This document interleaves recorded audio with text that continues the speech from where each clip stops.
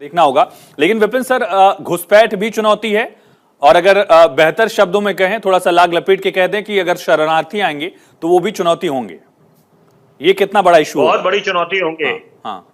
निस्संदेह। मैं देखिए एक उदाहरण देना चाहूंगा और मौसमी जी साथ हैं तो वो बिल्कुल इत्तेफाक रखेंगे इस बात से, क्योंकि अगर हम अमेरिका की बात करें जो इतनी बड़ी महाशक्ति है, लैंड ऑफ अपॉर्चुनिटीज कहा जाता है, द बिग एप्पल, वहां पर वो लैंड ऑफ अपॉर्चुनिटीज बना कैसे? क्योंकि एक फिल्टरेशन प्रोसेस है वहां पर। ऐसा नहीं है कि कोई भी आके शरण ले ले या इलीगल माइग्रेंट से इलीगल इमिग्रेंट्स आ जाए अंदर। तो बड़ा एक स्ट्रिंजेंट स्क्रीनिंग प्रोसेस है तो जो आपको वीजा लेने पड़ते हैं, या आप ऐसे भी नहीं है कि उसको डिले कर सकते हैं प्रोसेस को, अपना जो आपका रहने की अवधि है वहां पर। तो ये बात है कि हिंदुस्तान भी कोई धर्मशाला नहीं है यहाँ पर कि यहाँ पर आप वैसे ही हमारे संसाधन इसको कैसे निभाया जाएगा? मुझे याद है जब म्यांमार में जनता का राज आया था, जब वहां की जो नेता थी उनको दरअसल गिरफ्तार कर लिया गया था और मिलिट्री ने टेक ओवर किया था। उस समय पूर्वोत्तर के कई राज्यों ने खुले तौर पर वेलकम किया था कि हम दरअसल शरण देंगे वहां से जो भी लोग आएंगे, और खुले तौर पर बातों को दोहराया गया। यहां तक कि चीफ मिनिस्टर्स ने भी इस बात को दोहराया था कि जो भी आएगा वहां से हम उसको जगह देंगे। इस सिचुएशन में बांग्लादेश के मामले में ऐसी स्थिति ना है, इसके लिए क्या किया जाएगा?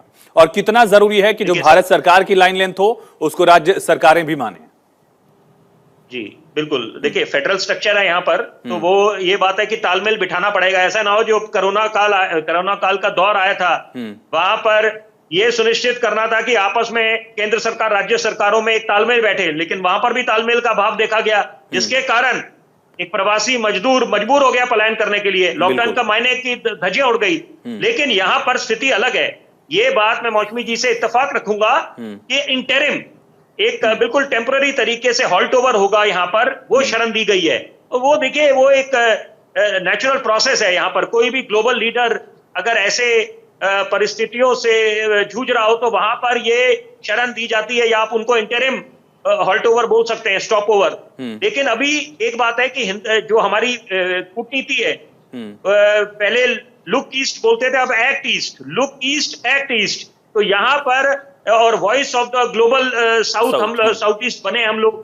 तो ये बात है, हमने पहले जब अभी बड़े सफलतापूर्वक G20 का आयोजन करा था नई दिल्ली में, जो और फिर दिल्ली डिक्लेरेशन समिट उभर के आई, तो यहाँ पर हम लोगों ने बिल्कुल दुनिया को दिखा दिया कि वी आर मदर ऑफ